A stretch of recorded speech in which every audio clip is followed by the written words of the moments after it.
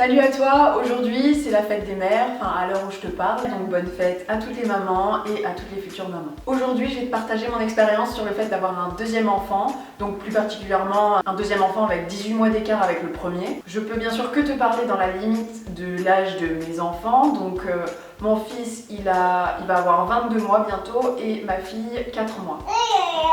S'il y a un peu de bruit derrière c'est parce que j'ai mon fils avec moi. Voilà. Dans cette vidéo, je vais d'abord te parler de comment s'est passée la grossesse vis-à-vis de Samuel, puis j'aborderai l'accouchement, le séjour à la maternité, pendant lequel on lui a présenté Lila pour la toute première fois. Donc je vais vous expliquer comment on a procédé pour la rencontre, le retour à la maison, et enfin, aujourd'hui, comment ça se passe globalement. On dirait un peu un plan de dissert de bac, non ? On a débuté les essais bébés vers février, mars, vers là. Donc quand Samuel avait 6 mois à peu près. Tout en sachant pertinemment que faut le temps que ça prenne. Je suis tombée enceinte en juin quand Samuel avait 10 mois. Ah, tu vois le vélo, d'accord. Les 3 premiers mois, je pense que Samuel il comprenait pas trop parce que j'étais malade comme un chien. Enfin, à part ça, je sais pas ce qu'il pensait. Oh. Donc dès le début, on t'a expliqué que tu allais avoir une petite sœur. Oui. Chaque rendez-vous, chaque échographie, on te le disait. Évidemment d'une manière un peu édulcorée, hein. On lui faisait pas part des détails, normal, mais pour que tu comprennes un minimum quoi. Et voilà, je te montrais mon ventre, ce qu'il y avait dans mon ventre. Il est où le ventre ? On lui a acheté un livre, Petit Loup devient grand frère, donc auquel il s'identifiait pas mal. Et donc il a tout de suite accroché, et c'est marrant parce qu'à chaque fois que je lui montrais mon ventre avec le bébé, je lui expliquais qu'il y avait le bébé dedans. Et lui après quand je lui demandais où il est le bébé, il montrait son ventre et genre, je sais pas s'il pensait qu'il avait un bébé dans le ventre ou s'il faisait petit amalgame entre le ventre et le bébé, je sais pas, mais c'était vraiment mignon. Petit à petit pendant la grossesse, je bougeais moins parce que comme j'ai dit dans une précédente vidéo, si vous voulez la vidéo, j'avais de grosses douleurs au bassin, à la symphyse pubienne, tout ça, aux hanches, qui faisait que je jouais moins avec lui forcément. Alors je faisais comme je pouvais mais c'était pas fou. Tous les jeux qui nécessitaient un minimum d'agilité ou de le porter de temps en temps, je pouvais plus trop, je le faisais un minimum, donc il l'a beaucoup ressenti. Dès que je pouvais, je dormais. Heureusement qu'il y avait Bastien qui m'a beaucoup soutenue à ce moment-là, qui s'occupait des enfants, comme moi j'en pouvais plus, j'étais épuisée. Et grâce à lui, je pouvais me coucher tôt. Et voilà, clairement, s'il n'avait pas été là, j'aurais embauché quelqu'un, j'aurais embauché ma mère, je sais pas. Mais j'avais beaucoup besoin de sommeil et de repos pour cette grossesse. Je sais pas si vous voyez, mais là, il signe banane. Et on n'a plus de banane. Donc là, c'est une fatalité, il n'aura pas sa banane. Gâteau ? Donc ça a beaucoup joué sur notre relation à ce moment-là, bien sûr, avec Samuel. Comme vous pouvez le voir, ça s'est quand même arrangé.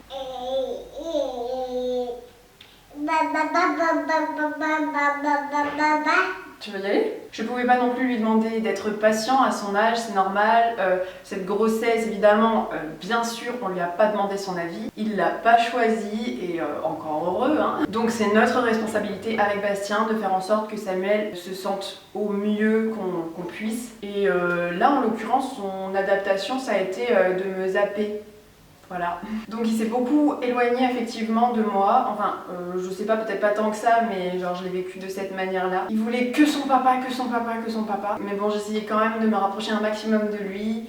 Et j'avais l'impression qu'il était quand même pas mal saoulé de moi, ce qui est normal, hein, genre j'étais pas la meuf la plus intéressante avec mon gros bide à être essoufflée tout le temps. Pour un bébé, Pour l'accouchement et le séjour à la maternité, alors là ça a été un peu compliqué pour le moral. Quand j'ai perdu les os, j'ai mis genre 1000 ans à partir. Vraiment genre je prenais tout mon temps, je sais pas si je le faisais un peu exprès ou quoi, mais je me suis assurée genre 100 fois que j'avais rien oublié, etc. Je traînais la patte, tout ça. Et en fait Samuel il dormait dans sa chambre parce que c'était le soir un peu tard. Donc il dormait dans sa chambre et j'avais un peu de mal à le laisser comme ça.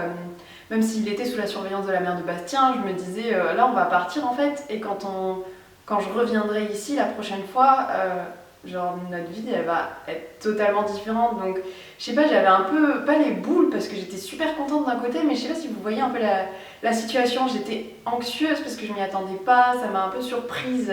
J'ai accouché à 8 mois comme vous avez pu voir si vous avez regardé une autre vidéo de moi, parce que je le répète tout le temps à peu près. Et voilà, donc on a évidemment choisi de pas le réveiller et de les laisser dormir tranquillement avec la mère de Bastien qui le surveillait. Et nous on est partis à la maternité. Donc pendant le travail, accouchement, ça va, j'ai pas trop pensé à lui parce que j'étais vraiment focus sur mon bébé, mon prochain, enfin sur mon nouveau bébé en fait, sur le nouveau-né qui allait arriver. J'avais quand même la crainte de pas m'attacher directement à cette petite fille qui allait arriver parce que vous savez, si vous êtes parent, vous aimez tellement votre enfant, enfin c'est un truc de malade, que quand genre c'est votre deuxième, je pense que c'est une situation qui arrive à plusieurs, mais dites-moi, je sais pas. En gros, t'as cette peur de pas aimer le second comme tu as aimé le premier ou comme tu aimes le premier, mais au final ça a été une évidence, genre vraiment une évidence. Dès qu'elle est sortie, je l'ai aimée mais cash, je sais que ça arrive pas toujours. Tu peux mettre un temps d'adaptation à t'attacher à ton bébé, à comprendre un peu ce qui vient de se passer. Parce qu'un accouchement, c'est un énorme changement dans la vie. Donc ça peut mettre du temps, voilà.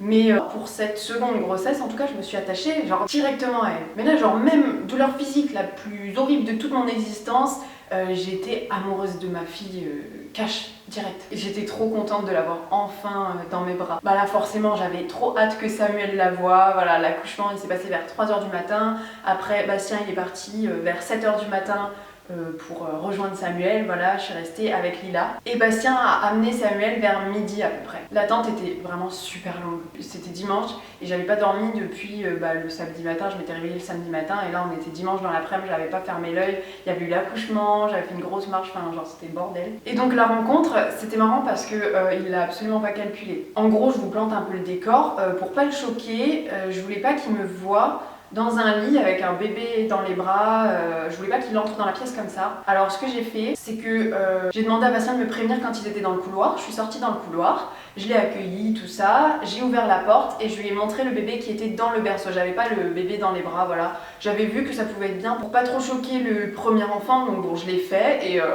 juste il l'a pas calculé. Je sais pas si ça a été du coup une bonne idée ou pas, mais bon, ça s'est bien passé globalement. Ça c'est le ballon. C'est plus intéressant le ballon. Il est plus intéressé par le ballon. En gros, il l'a regardé à peu près 2 secondes. Et après, il a vu, vous voyez le gros ballon, type ça. Il a vu ça et il a voulu jouer avec. Et genre après sa sœur, elle n'existait même plus quoi. Enfin, il a pas capté ce qui venait se passer trop là. Au final, ce gros changement que j'imaginais pour lui et tout, ça n'a pas vraiment eu d'impact. Enfin, moi j'ai pas ressenti un impact, un chamboulement, j'ai pas relevé quelque chose de particulier en fait. Tant mieux, hein, tant mieux. On continuait toujours évidemment à tout lui expliquer, à mettre des mots sur tout, à lui dire que le bébé qu'il voyait là, c'est celui qu'il y avait dans mon ventre, que dans mon ventre, il y avait du coup plus rien, je lui ai montré mon ventre, vide du coup, je sais pas si on peut dire ça comme ça. Par contre pendant le séjour à la maternité, genre moi j'étais trop mal parce que je pensais tout le temps à Samuel. Je demandais toujours des photos de lui. Vraiment, j'avais besoin de sa présence en fait. Je raconte ça comme si ça avait duré 3 semaines, mais non, ça a duré que 3 jours. Hein. C'est juste que à la maternité, je trouve qu'on s'ennuie un peu et que le temps il est très long. Donc pour le retour à la maison, donc quand on est rentré de la maternité, le trajet il était juste trop agréable. Vous avez déjà eu ce sentiment quand tu te dis là, dans une seule voiture, il y a les personnes que j'aime le plus au monde, genre vous pouvez mettre la voiture où vous voulez dans le monde, je me sentirais chez moi quoi. Je sais pas si je suis claire, je sais pas si vous voyez un peu ce que je veux dire. À partir du moment où on est rentré, bon là il y a eu un postpartum un peu difficile, mais bon, Samuel il a mis quelques temps à réaliser que c'était un truc vivant qui allait rester avec nous.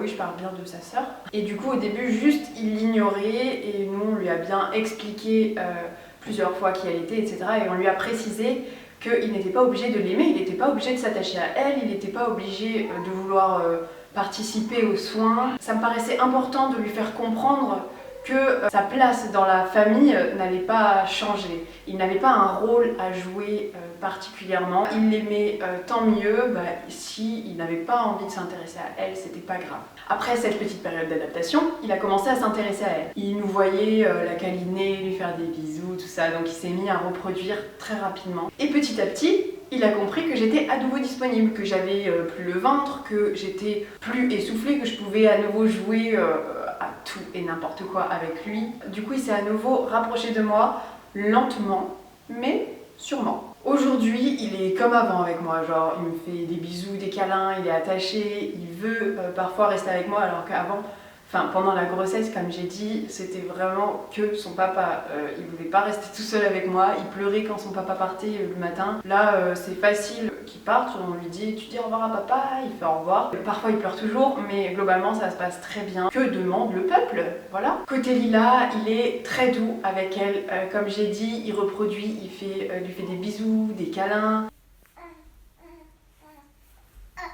Souvent, je lui demande s'il veut participer au change de Lila pour un peu l'inclure dans le truc. Et il est content, il me passe les cotons de liniment, tout ça. Il lui dit bonne nuit tous les soirs, quand elle pleure, il lui apporte la tétine. Enfin, vraiment, il est super attentionné. Je sais pas si c'est plus de l'imitation par rapport à nous, ou si c'est vraiment qu'il est attentionné, qu'il l'aime, etc.